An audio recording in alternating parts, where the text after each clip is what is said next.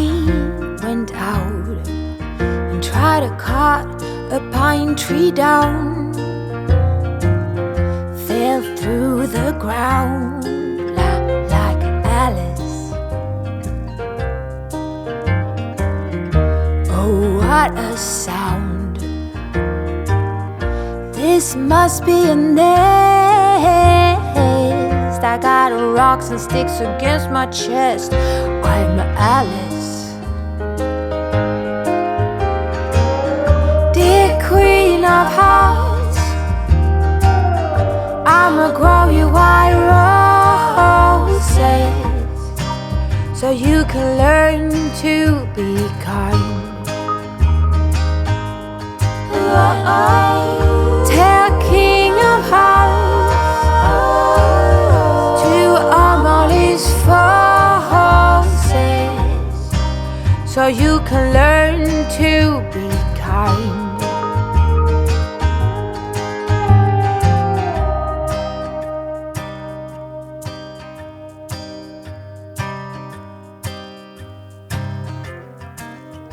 Oh, what a start! Inside out and upside down. No stress, I'ma clean up this mess like Alice. First hand me scissors, then bring out the heavy artillery. Oh, justice is my middle name. I'm Alice.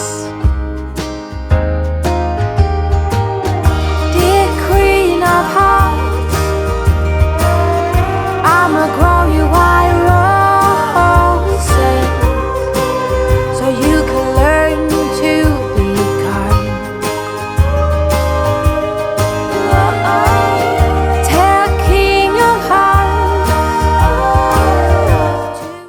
Good evening. It is much later from the clips you have just seen. It's now 8 p.m, but earlier I went to Spike Island, which is a free art gallery in Bristol, and I saw an exhibition that I loved from Pasita Abad. She was a Filipino artist. She died in 2004 and her art is just so beautiful. As soon as I knew her art was going to be at this gallery, I had to go there. I had to go and see it. Bristol people, go and see it at Spike Island. It's free entry and they are just so good, her works. So they are big sheets of material and on them, as you see, it's kind of like collage, but it's as if she painted loads of different pictures on different canvases and then ripped those canvases up and attached them together and put buttons and beads and paint and embroidery and loads of different stuff on them to make these pictures. And my camera doesn't really do them justice, but they're stunning. And so one side it's like bright colours and then the other side of it is you can see all the different colour threads and all the embroidery of how it all went together, and I feel like that's a piece of art in its own right because it's so beautiful. I just love her art so much. So I went to see that. We then had a ploughman's lunch.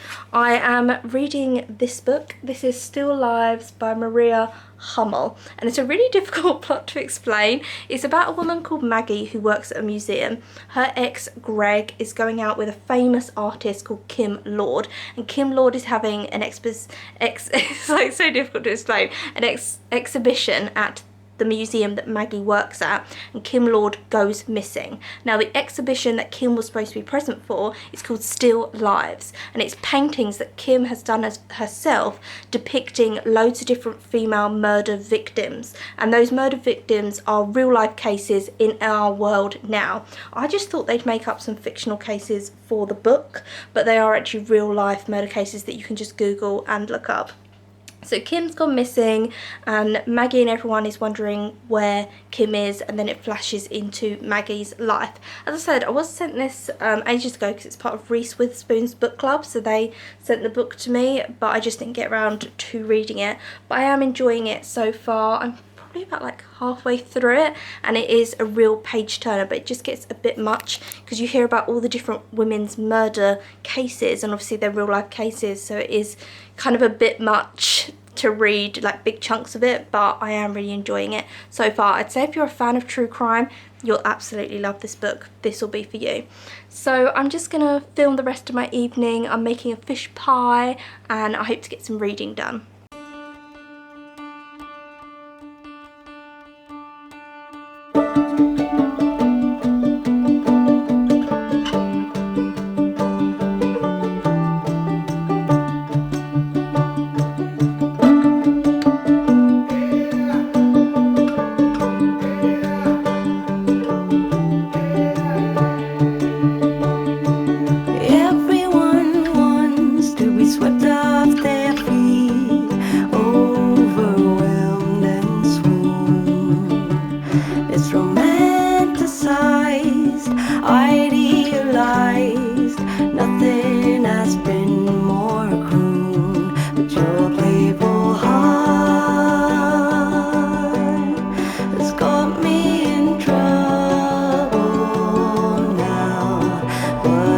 a bind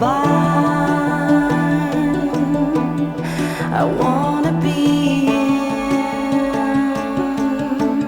I knew from the start I would. It is a few days later. I'm currently in Essex seeing my family, and I have nearly finished Still Lives, and I'm not sure how I really feel about it. I'm not sure how I feel about the mix of true life, true crime cases mixed in with a non-fiction story. I'm not sure if I find that respectful or not. I need to let the dust settle with that book once I've finished reading it, but I did feel it was a fast-paced thriller. I just always felt a little bit uncomfortable with the true crime cases being within it, and so I started reading this book because I thought it'd be a nice bit of escapism, charming classic children's literature. This is Gobelino the Witch's Cat by Ursula Moray Williams. It came out in the 1940s, and I thought it was just going to be like about a witch's cat and it'd be charming. It's about a cat that gets abandoned over and over again throughout the book. So this cat was meant to be a witch's cat, but it has a white paw, so it can no longer be a witch's cat, but it can do magic, and it keeps being abandoned. So it will find a home and be like, I've finally settled, I found people who love me, and then it'll get chucked out of that home, and now it's ended up in an orphanage. And it's so sad, and so much of classic children's literature is about abandonment, and it's about bad people do bad things to you, and that's just the world, that's life, and it's so dramatic. And I normally really like it because I'm reading Still Lives, and that's obviously really harrowing to try and read, and I thought this would be a little bit of like light escapism, and I'm like, oh my god, now I'm worried about this cat, like I can't deal with it. And it's so sad. He's like, I thought I'd found a home, and then there's quite a few chapters into it and you think, oh, maybe he has found the home, and the rest of the book's gonna be about that, and it's like, no, I'm back on the streets again. It's really, really sad. Over my head, your playful heart is not to be played with. It's all that they say, and then some more, falling head over heels. But take my advice, it comes with a price, to have a blind marriage in the wheel. My playful heart has got me in trouble now, but it's a fix. I wanna be in. I knew from the start I would get in. Over my head, my playful heart is not to be played with. No,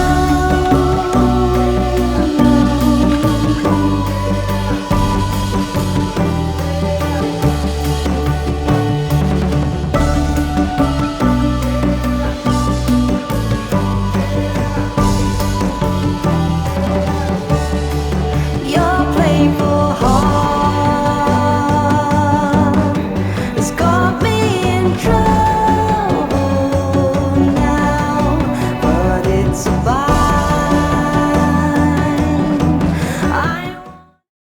I have not picked up my camera in a few days, but I have finished Still Lives, and I finished this a few days ago and I didn't know what to say about it, and it's a few days on and I still don't really know what to say about it. I feel this is, if you like true crime and you want a fast-paced thriller, maybe this is the book for you, and maybe you would enjoy this. For me, I just don't feel like the victims were dealt with in a very respectful manner, because they are true crime cases. It was just kind of one after the other, and just for me it felt very offbeat. That's all I'm going to say about it. I wasn't sure. It left a little bit of kind of a bad taste in my own mouth afterwards, because even though I did think it was a really fast thriller, I did kind of think, oh, I don't know if the proper respect was paid to those women, and that she didn't dedicate the book to those murder victims that she used in the story. It's just a moral thing for me that I'm not sure if that's morally right or not. and it didn't feel quite right for me. So tonight I'm actually going to see Book of Mormon. I got this as a birthday present for Dom. Oh, actually it was a birthday present or it was a Christmas present I got for him, to see Book of Mormon at Bristol Hippodrome. I do not know anything about this musical. I have never watched the film of it. I don't know any of the songs. I don't think I've even listened to one song from the Book of Mormon. So I have no idea what I'm in for today. In about 2 hours time, that's when Dom gets back from work and we're gonna trot off down to the Bristol Hippodrome. I'll film some of the Hippodrome because it's such a beautiful theatre, but I'm not sure if I'm not sure if it's really for me or not.